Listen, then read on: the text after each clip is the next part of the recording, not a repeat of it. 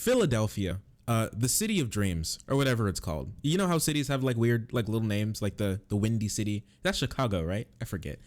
The city of brotherly love. Is that right?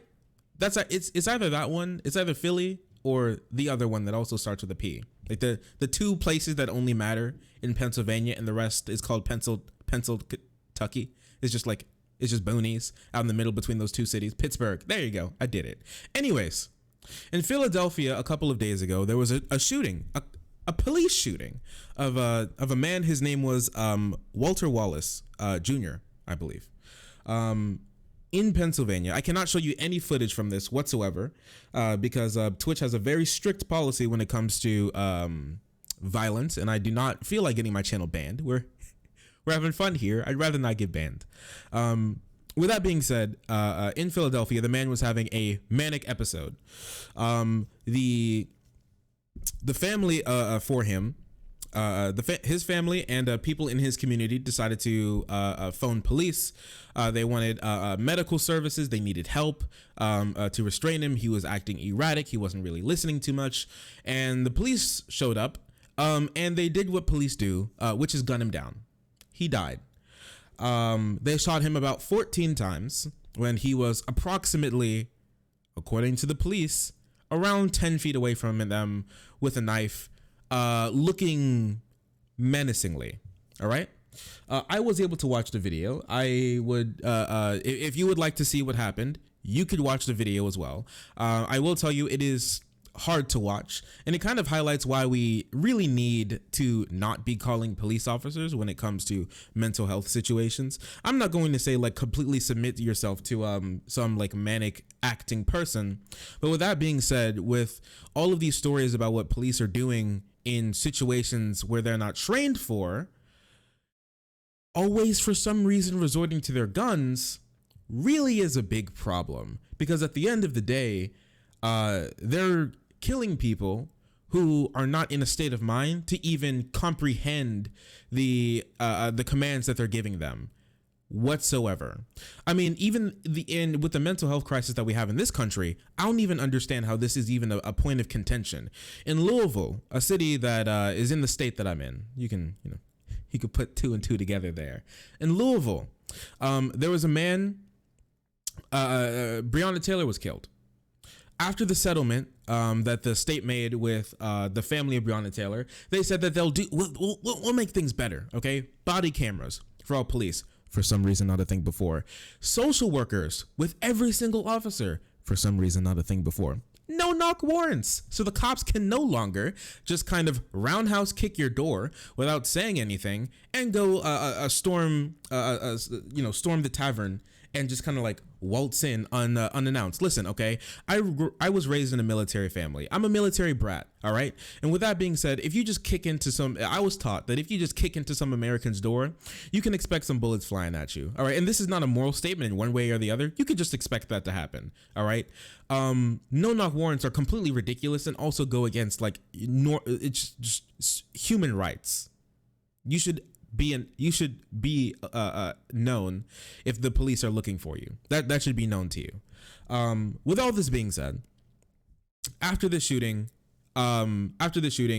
protest erupted, rioting erupted, looting erupted around Philadelphia.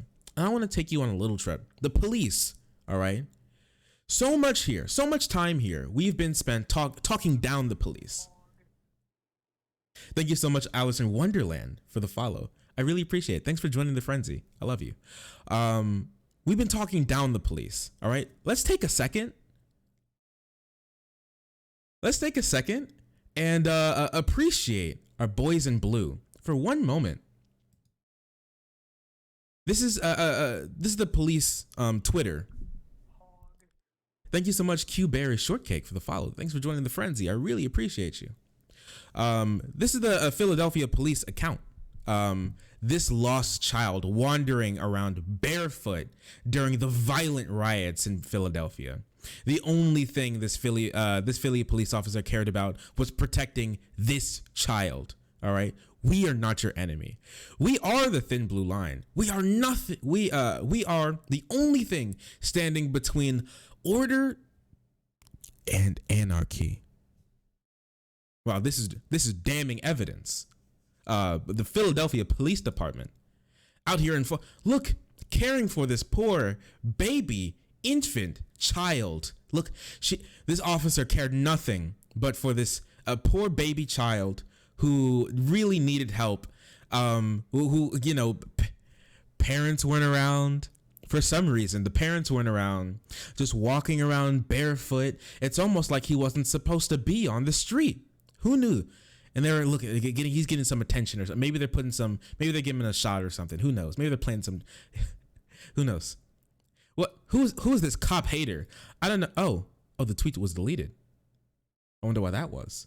So the department set out this propaganda piece, of this baby child, this African-American baby child who was in the arms of this officer. But I'd like to take a second and think about how that baby got there in the first place. Take a stroll with me to this video that was recorded a little while ago in Philadelphia.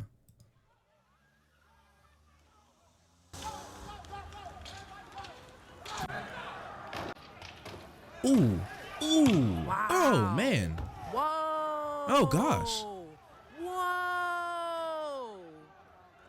Oh. Ooh, man. Whoa, would you look at that? Oh, they're on the ground. They on the baby? All the windows in that joint. Ooh, Was man. there kids in there? Oh, the kids are in there. Somebody just hopped out with a baby. Come on. They just bust up all the windows. Did you see that too? Like, can we take a second and appreciate this officer right here? This one right here who ran up to the car. Like, can you think about this for 1 second? Blitzkrieg to the car, fastest baton this side of the Mississippi, bashed every window, the back window, the back passenger window, the passenger window, just going around, just knocking out windows, every single one with his baton, every single one, the driver's side window, just knocking on all of them. All of them. And mind you, that window, the back passenger window, that was the window that the small infant baby child was sitting in. This one, wait, let me pull this up for you again. This one, the one that this officer is caring about. What they're doing right now is treating this baby and making sure he doesn't have cuts on him from the shards of glass that went flying through his face. When the officers decided to bust up the windows in his parents' car, rip his parents out of the car while beating them with batons in the middle of a protest after police decided to shoot down a person in Philadelphia. This should be after all the depraved shit we do. No wonder they are terrified of all citizens. Oh yeah, terrified, absolutely terrified. Also, they wrote, this child was lost in an area that was expecting complete lawlessness. This is the Union. There's a Union Facebook post that this came from. They made propaganda from a child that they took from the parents while they were in a protest. Now, lots of people are going to say, context, sir, can we get context, please? We all know police are not bad, sir. Please, I must have context. What happened was the police were, these people were trying to drive. I'm not sure exactly where they were going. The story for this part of the story is still developing a little bit. I don't want to get into there too bad. But they were driving on the street. There was a protest happening. There was a police line. They backed up. They were trying to get through to go somewhere. They were moving slowly. They were not plowing through protesters. They were not menacingly, I don't know, like revving their SUV, their fucking Ford Escalade, their Ford Explorer at the police line. They weren't doing that. They were moving slowly, trying to get past the protesters, trying to get past the police line with their child in the back. And the police advanced on the car, broke every window, ripped the parents out, arrested them, beat them with batons, separated them from their child, and took it somewhere else. Let's read this article for a little bit. All right? Not too long after midnight on Tuesday, Rika Young, a 28-year-old home health aide, borrowed her sister's car and put her 2-year-old in the back seat and drove across town to West Philadelphia to pick up her teenage nephew from a friend's house. She was driving back to their home, hoping their purring car engine would lull her young son to sleep. Where she turned onto Chestnut Street, where the police and protesters had collided, she found herself unexpectedly driving towards a line of police officers who told her to turn around, Mincy said.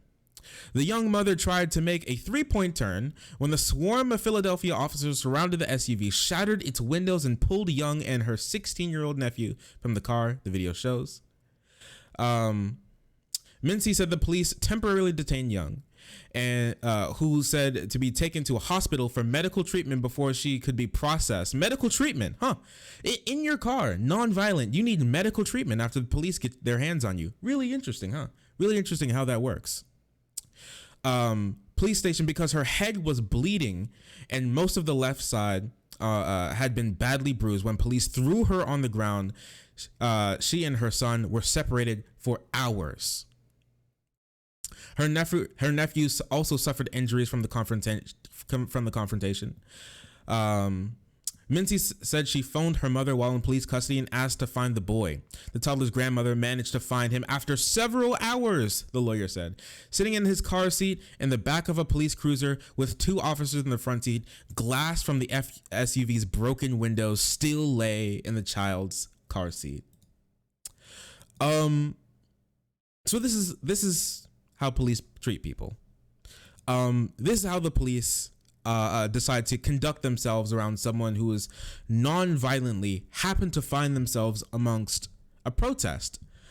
Shatter every one of their windows, throw them to the ground where they need medical attention to be taken to a hospital without committing a single crime.